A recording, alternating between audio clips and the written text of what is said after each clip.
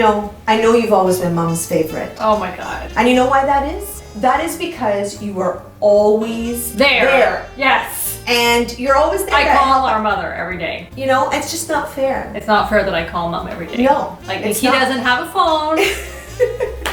We're trying to fight. Hi, and welcome to Two Moms and a Camera. And today, we're going to talk about anger. It's a subject Nikki knows well. I know it well because I deal with it every day. She's a very angry person. No, I'm not. I just struggle with my emotions because I go to a place of heightened, it's anger, easily, if pushed. Do you think some people don't do that and some people I do. I think that some people don't take on the emotions of other people and stresses. I think that they're able to see clearly and deal with it beautifully, and I love that in people. Ty is one of those people. Ty sitting here is filming today, so he's glaring at us right now. He's so chill. Jess is another one too. My daughter Jess. She doesn't get angry. When she does, look out. But she's so relaxed and calm. What about me? You're a pretty relaxed person. You can though, you can let it build up and then explode.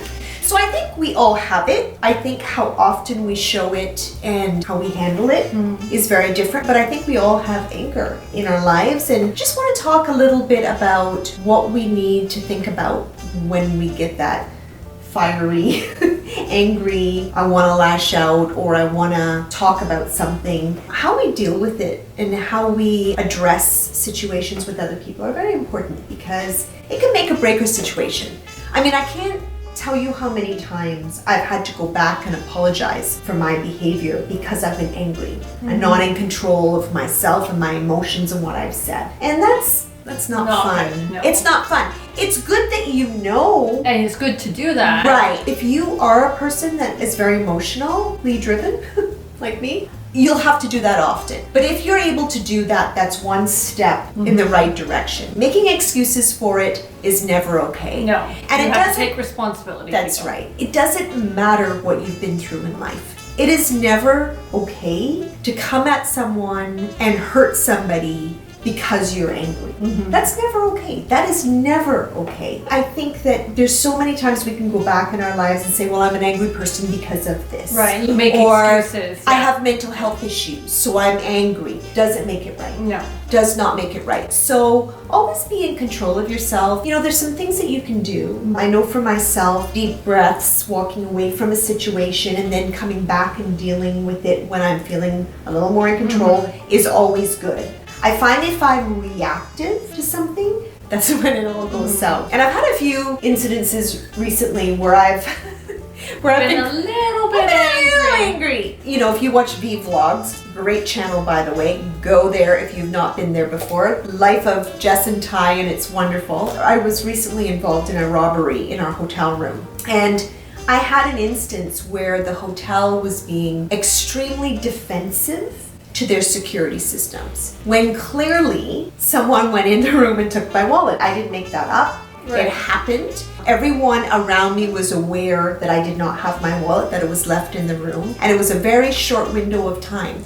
So why are you coming to a frustrated, upset, a victim of a crime, and looking at them and saying, oh, we're not to fault? Right there and then, oh man. I wasn't there, but I would have liked to be. Right. My family took great pleasure in telling me that I was not a very nice person at that point in time, that I said some things. Apparently they brought me a piece of paper with all of the times that they had for the, that little card that slides in, they had a documentation of how many and whose card was used.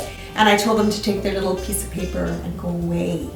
Go far, far away. And I didn't really say it like that. I said it a little bit more forceful. So they had great pleasure in reminding me and laughing about it afterwards. Right. So I had to go and apologize. I had to. And then after I apologized, I even sent them another apology in writing. It doesn't make what they did okay and the way they treated me okay. I'm not apologizing because I was wrong. I'm apologizing for the way I handled myself. That's what we have to do when people that are emotionally charged like me, are very reactive to people, and especially when we're not in a good place. Those are the worst times because you don't have as much control as you need to.